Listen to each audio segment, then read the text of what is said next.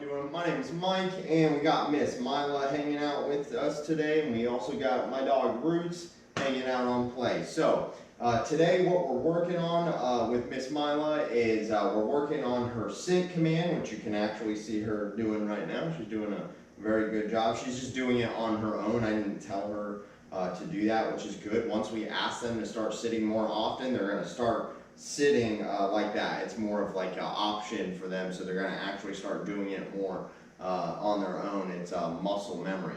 So right here is we have what we call a place bed. We call it place for the command, and this bed acts just like their crate. So it's basically a crate without walls. When we put the dog on the bed, they are not allowed to leave the bed. We really want them just to relax and lay down on the bed. However, when we put them on place, we don't tell them to lay down or sit or anything like that. We just put them on the bed, and we only correct them if they try to bark or jump off the bed or something like that. So when we put her on the bed, she can do whatever she wants. You just can't chew on it or try to leave it or something like that. So you're going to see the first time of me introducing her to place. We're going to work on her place and maybe her sit a little bit. But again, this is the first time she has ever seen this place bed. So I'm going to go ahead and show you what it looks like to introduce a dog for place for the first time. Heel. So what I'm going to do is put her in heel. And I'm actually going to walk her around the bed right here.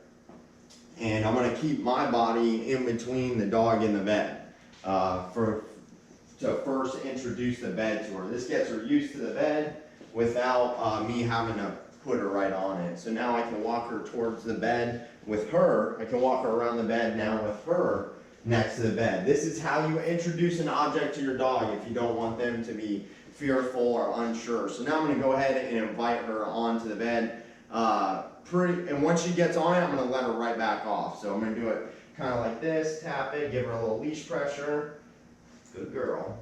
Just for sniff. Good girl. Atta girl. And then just like this. Good girl. So you do it just like that. You just let her touch the bed, and then you bring them right off of it. You don't want to just force the dog to sit on it like I have my dog doing it, because when you're looking at Roots over there, he is a finished product.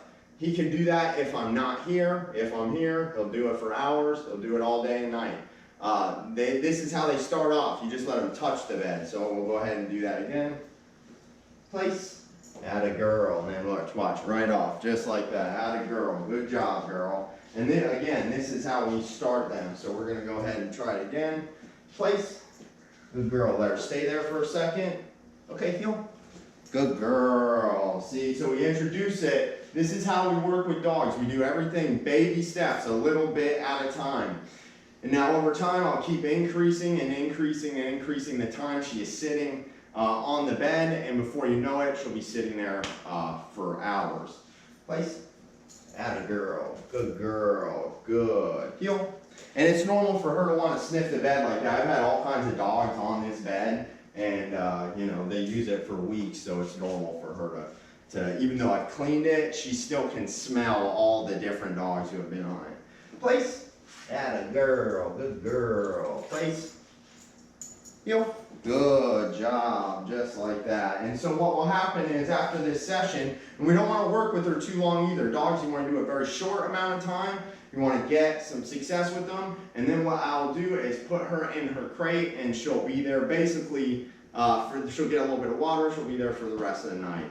And then in the morning, we'll do the same thing with her. And then she's going to start actually remaining on place throughout the day with a tether at first, and then eventually that tether is going to come off before, you know, maybe a week before she's coming home, and she's going to be practicing place with no tether all throughout the day, just like my dog. But again, this is how we start the dog and introduce the dog to the bed so they don't have a bad experience. You want to do it in a very deliberate way and have a goal and not expect too much from the dog. Again, we do it in short sessions. I'll do many sessions throughout the day. So here we go. Heel. We're going to just get her to do that. Let's just get her to do that 2 more times, and then we'll be done with that. Place.